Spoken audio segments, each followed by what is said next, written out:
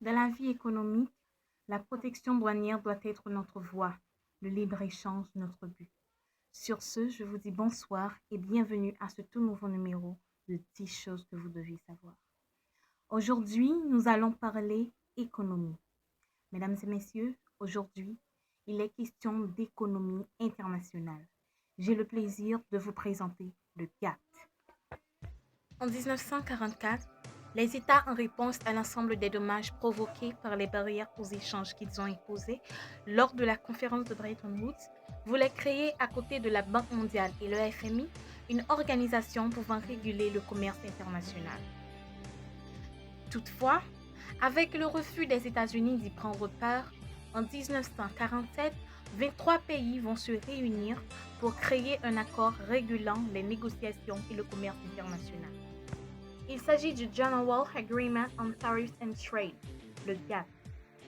Signé le 30 octobre 1947, le GATT est un accord régissant les tarifs douaniers et le commerce international des marchandises, concernant seulement le domaine des marchandises.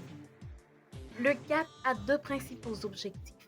Ce sont premièrement de mettre en place des cycles de négociation afin de réduire les barrières tarifaires ou non sur des produits et deuxièmement, faciliter les échanges internationaux.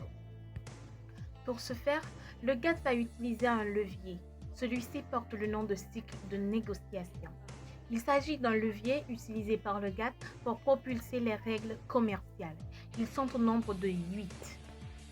Allant de 1947 à 1961, les 5 premiers cycles avaient pris la forme de négociations bilatérales. Ceux-ci ont permis de réduire substantiellement et rapide le protectionnisme. Les 3 autres, eux, ont pris la forme de négociations multilatérales. Il s'agit du Kennedy Round, le 6e, 1964 à 1967, du Tokyo Round, le 7e, de 1973 à 1979, le Lugre Round, le 8e, 1986 à 1993.